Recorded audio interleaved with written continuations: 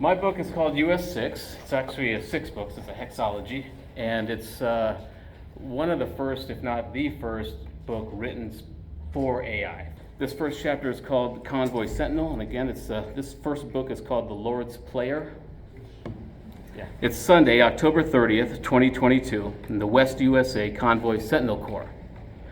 Post 40, West Rockies Warden, by Warrant Officer Chief Emmett Archer. I could tell by the dull ache in my thighs that it was going to be an early winter. It was not a folksy feeling like the grandmother who knows it's going to rain when her rheumatism flares up. Rather, it's the mundane physics of the asphalt getting stiffer when the air gets colder, sooner, and for longer. I'm in the U.S. Army and have patrolled this same stretch of U.S. Route 6 in western Colorado for 3.5 years. The U.S. Convoy Sentinel Corps was set up as part of the Citizen Soldier Act of 2017. Those of us with prior military service records and the right political and/or fraternal connections were fast-tracked to posts like this to monitor civilian and troop movements to the citizen compounds after the Great Shift. It's a lonesome gig, and except for the periodic inspection of armored personnel carrier civilian transfer convoys, the subtleties of the US6 surface and its effect on my middle-aged body have replaced most original thoughts and emotions, except one: dread. Today is Sunday, November 6, 2022. I remember when I was a boy wondering from time to time on what day would I die. Not that I was a morbid child, just often bored. Like a birthday, we all have a death day. One date each year that we walk right through until that last year, never knowing its significance. But now, like a pregnant woman with a scheduled cesarean knows when her child's birthday will be, I now know my death day. It's the day after tomorrow. As I walk up the steep path from US6 toward my patrol tower and shelter, made of Army-issue corrugated steel and carbon fiber, the pain in my thighs moves up to my lower abdomen.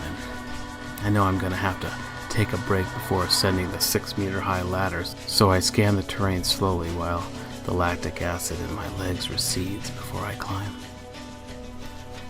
The climate of this 5x5 meter patrol shelter is conditioned by a solar roof, and despite being a melange of wiring and embedded control panels, it contains all the creature comforts: hot and cold running water, refrigerator, microwave oven and transmitter, plus all the digital entertainment I can stand. But for the first year, it was all I could do not to feel like a prisoner, only worse. Prisoners have other prisoners. But now, with less than 2 days to live, I feel almost homesick for this mechanical shed. I study every banal routine with new appreciation. Shaving the edges of my once blonde, graying beard. The Army relaxed its grooming protocols years ago in favor of willing men and women. I notice new, errant eyebrow hairs and more crow's feet flanking my dulling blue eyes. This is the last time I'll set this table. These are the last MREs I'll eat. This is the last time I'll wash this dish. Like a disciple of Gurdjieff, trying to crystallize consciousness and total awareness of every single action. Or was I desperately trying to grasp as much self-awareness as possible for my soul to survive my body's death? Why didn't I move to Tibet when I had the chance? And I did have the chance.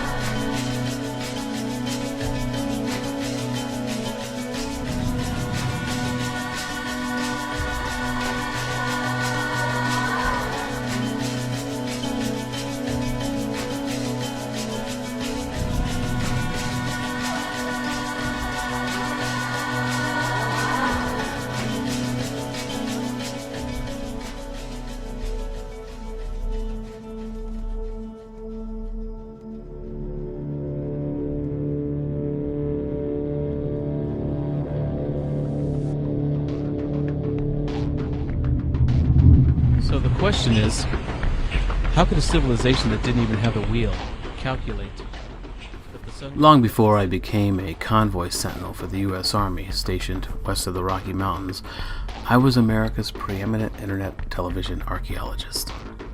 As host of Unearthed with Dr. Emmett Archer, I chased down artifacts all over the globe while millions watched and interacted as amateur detectives.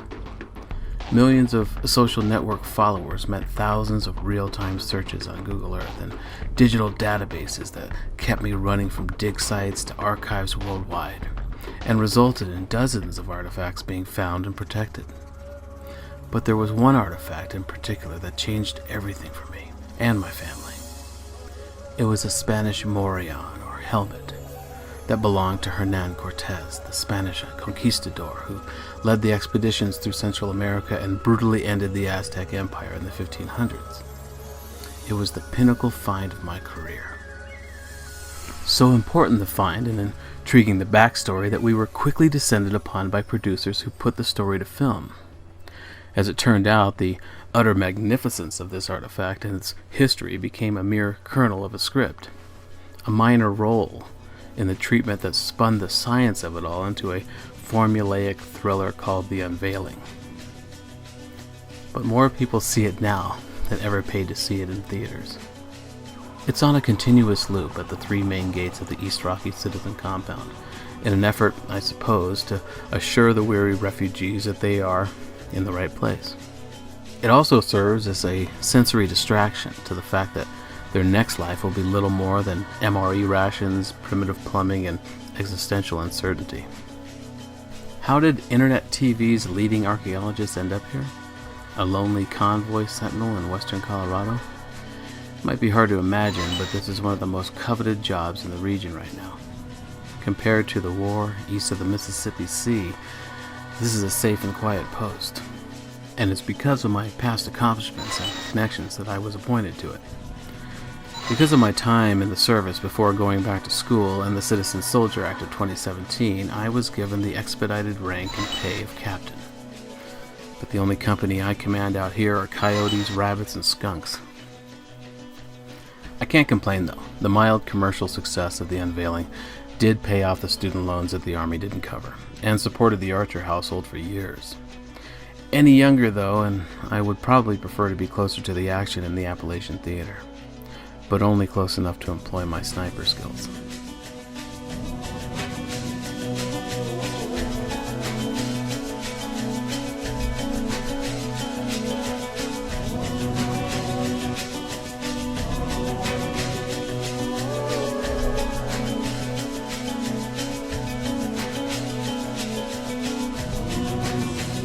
Seems counterintuitive on the surface, but my military training and archaeologist education work well together. There are two skills that I excel at as a soldier: being still and shooting straight.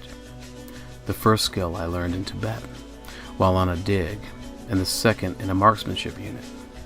The first made the second possible. The second made the first untenable. But there is a comfortable rationalization when one understands things from an Eastern ontology. There was no fall from grace in the Eastern traditions, no Augustinian guilt of an original sin, thus no evil or good. Emptiness and fullness. When I was most empty, my aim was most exact. But I've lived many years since then, and I've filled up on many sins, original and forged. So, while the muscle memory in my finger remains, my aim isn't always true.